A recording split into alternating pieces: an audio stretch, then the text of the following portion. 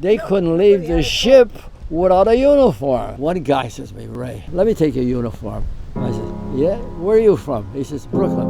I said, yeah, you probably won't come back. He says, no, I promise, I'll come back. And he did. He did. That was the last I ever saw him.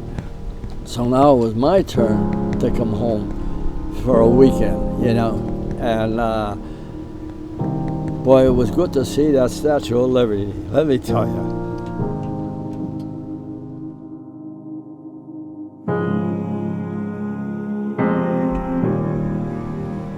Well, you wanted me to talk? Well, that's it.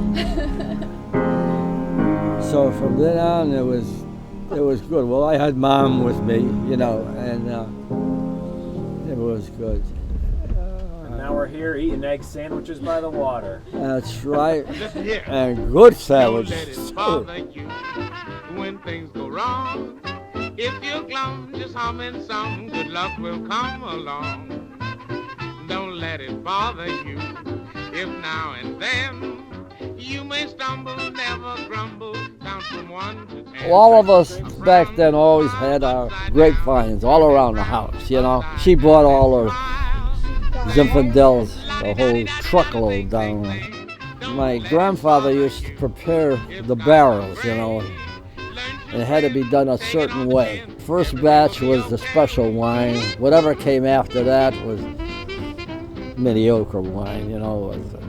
But those boarders didn't care what the hell was along. They tasted wine and that was happy. You had to have a bottle for every boarder, you know, except for this other stiff who drank a gallon by himself a day.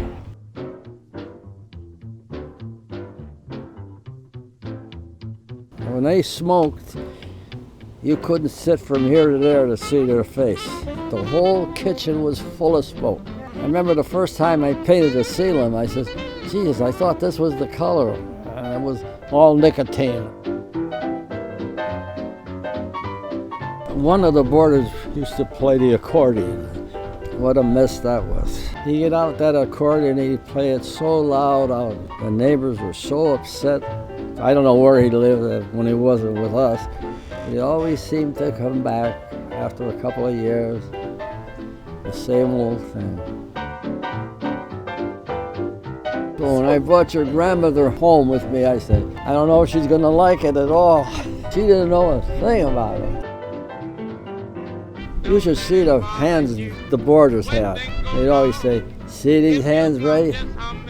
You gotta go to school. They had Jesus, the biggest hands in the world. Now and then, you may stumble, never grumble, count from 1 to 10. A frown is a smile upside down. Grappa was something else. That was tough. They never had milk. You never put milk in it. If they wanted to put it for a weekend, she'd bring up the grappa for him, you know, and they would sip it in their coffee. Everything will be okay, yes.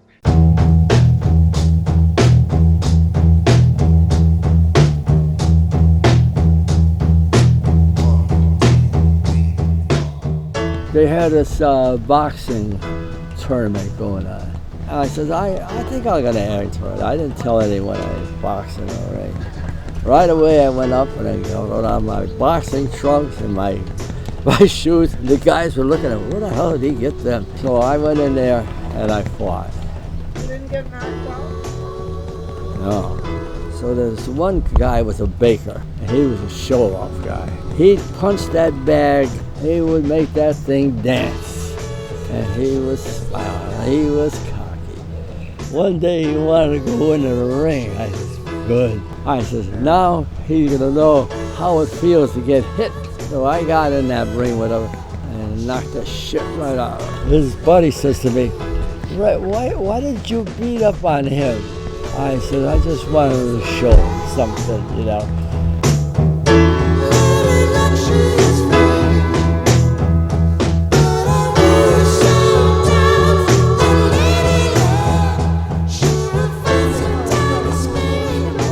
Huh? I didn't hear you. It's pretty tough when you can't hear.